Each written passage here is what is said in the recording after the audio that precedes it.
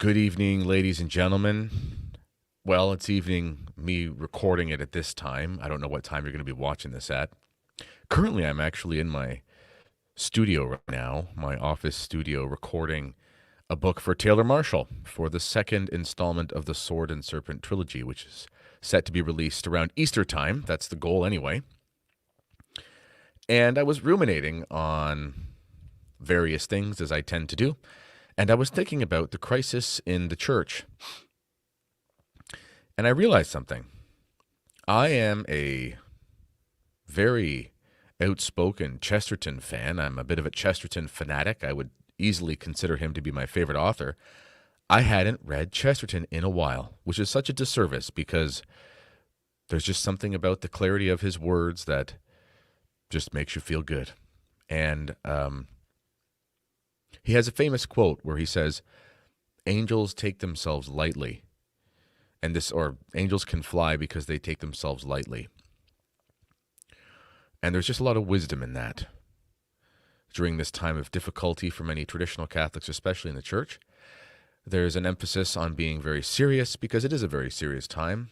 But sometimes we take things so seriously that we maybe in a way forget to find time to smell the roses, as they say. Well, I was thinking about this crisis in the church right now and how the solution seems like such common sense.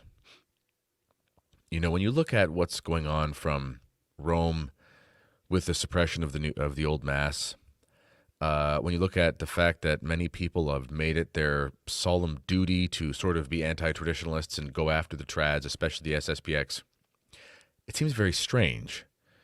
Common sense would tell you that you would embrace tradition because all of our ancestors did, and because even in this time of crisis, it's flourishing. Common sense would tell you that given the crisis in the church, you'd give a man like Marcel Lefebvre the benefit of the doubt. And I was thinking about why on earth is it so difficult for some people to give Marcel Lefebvre the benefit of the doubt? And again, I'm just saying benefit of the doubt. What is it about him that is so divisive for people? Why is it that Marcel Lefebvre is so much like a sign of contradiction? Because, you know, again, I mean, people can find their ways to criticize pretty much everyone. But when I look at the way that people react to that man, it's very strange. It's very strange. It's irrational, really. I mean, yeah, it's a strange thing. And I've really had a difficult time understanding why. Of all the things in the church that people could spend their time getting upset about, you would think Marcel Lefebvre would be, you know, not even near the top of the list. But for some reason, that's just not the case. The case, even with some people who call themselves traditionalists. Well, I was looking through some quotes from Chesterton for some inspiration about how to encapsulate my thoughts on the issue, and I found one that I think does it better than I ever could. And I'd like to share that with you now. Here's a quote from his book on Thomas Aquinas. And I believe this applies to Archbishop Lefebvre. And he says, "The saint is a medicine because he is an antidote. Indeed, that is why the saint is often a martyr. He is mistaken for a poison because he is an antidote. He will generally be found restoring the world to sanity by exaggerating whatever the world neglects, which is by no means always the same element in every age. Yet each generation seeks its saint by instinct, and he is not what the people want, but rather what the people need. Therefore, it is the paradox of history that each generation is converted by the saint who contradicts it." Personally, I think this perfectly applies to Archbishop Lefebvre and people's reaction to him. Let's look at this quote and break it down. The saint is a medicine because he is an antidote, and that is why the saint is often a martyr. He is mistaken for a poison because he is an antidote. That's perfect. Again, I can't for the life of me understand the scrutiny that people put Marcel Lefebvre under. To me, it just seems so silly. And I think that it's because he's an antidote. And because of that, people perceive him for a poison. And this is what antidotes do. They expel the venom. And I guess there'd be an analogy there. The antidote itself kind of has to be strong enough to, in a way, overpower the venom. And the venom probably doesn't like that very much. Maybe that's why that works. I'm not really sure how antidotes work, but that seems to make sense to me. Hopefully it does to you. He will generally be found restoring the world to sanity by exaggerating whatever the world neglects. Well, restoring the world. Well, we could say restoring the church. Restoring the church to sanity by exaggerating whatever the church neglects. Well, what was the thing that the church neglected after the Second Vatican Council more than absolutely anything? It was sacred tradition and the Mass. That's obvious. You know, the things that Marcel Lefebvre stood for were the most mundane things you could ever imagine. Don't commit sacrilege. Don't teach stupid doctrine. Be Catholic. That was about it. He didn't claim to have some sort of extraordinary intuition into some new apparition or, I mean, think about the things that are accepted today and have been. Marcel Lefebvre, and I mean this in the most complimentary sense, was kind of boring in a good way. He just preached Catholicism and he exaggerated plain old Orthodox traditional Catholicism. And that is what is that has been what has helped restore sanity to the church slowly but surely. And people may say, maybe he was too zealous about some of his principles, and I would probably disagree with those persons. But what Chesterton tells us is that he'll be found restoring the world to sanity by exaggerating whatever the world neglects. If the church is going to neglect the sacred tradition, then the sacred tradition must be exaggerated in order for the balance to be restored. If the church is going to,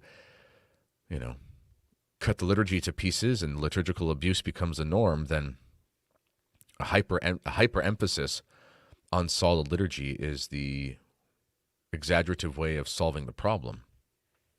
It's almost kind of like simple math. He says, "Yet each generation seeks its saint by instinct, and he is not what the people want, but rather what the people need." This is a fascinating thing. I was just speaking to someone earlier, I won't say who it was, but someone pretty well known in the Catholic world. The kind of person who can be on EWTN and Catholic Answers and that sort of thing. And this person was telling me how over time this person has come to believe that Marcel Lefebvre is a saint. And I was actually kind of taken back by it. Not because I had any real preconceived notions about the person, but this is someone who a few years ago I don't even think I would have even thought this would be possible. But when I look at this person's work, I mean, they've really written and spoken extensively on the crisis in the church and the real problems. And when you do that, you come up with this historical figure named Marcel Lefebvre, and it's the instinct that pulls you there. And I think this is the case for a lot of people. I've talked to a lot of people who have told me, they changed their mind on Marcel Lefebvre. And there's really no answer for it. It's not like, well, I read this essay about him and this answered all my questions. It's more like when you look into C.S. Lewis's conversion story, he talks about how he was a lifelong or not a lifelong, but for most of his young adult life was basically an agnostic, kind of an atheist. And he explains one day he was on a motorcycle ride with his brother and through the countryside, as he loved to do. and he was sitting in the sidecar. That was common back then. And he says he started off the ride an agnostic, and by the time they had arrived, he was a theist, and he believed in God. He said there was no argument, nothing changed, but there was just some interior disposition that changed, where he knew one thing to be true that he didn't know before. And I think this is the case with instinct. Chesterton says we seek out these saints by instinct, and it's not always the man that we're looking for. I think a lot of people believe that the last thing they would ever think would be the solution to the crisis in the church would be, this whole Lefebvrean thing. But more and more people every day I talk to are coming around on the issue. And I think this is why the enemies of tradition are working really, really hard, because they know their time is up.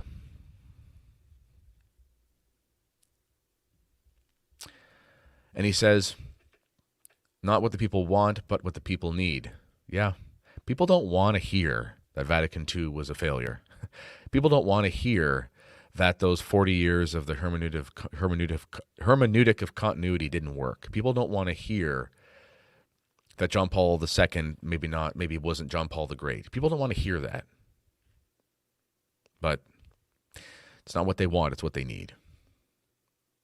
The final part of the quote, therefore it is the paradox of history that each generation is converted by the saint who contradicts it the most.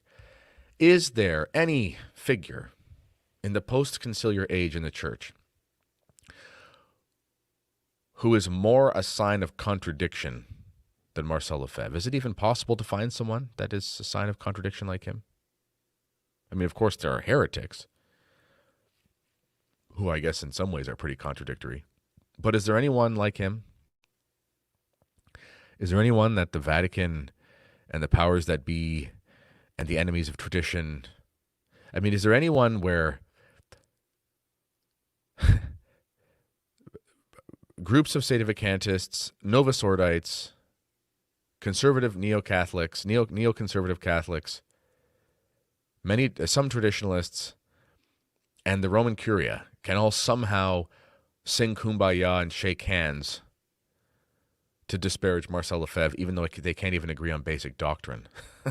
It's just amazing. It really is fascinating, actually. And this is because the saint of your age is the man who contradicts the zeitgeist the most. Anyway, those are my thoughts. G.K. Chesterton, Marcel Lefebvre, crisis in the church. I think it works. As always, let me know what you think in the comments. And until next time,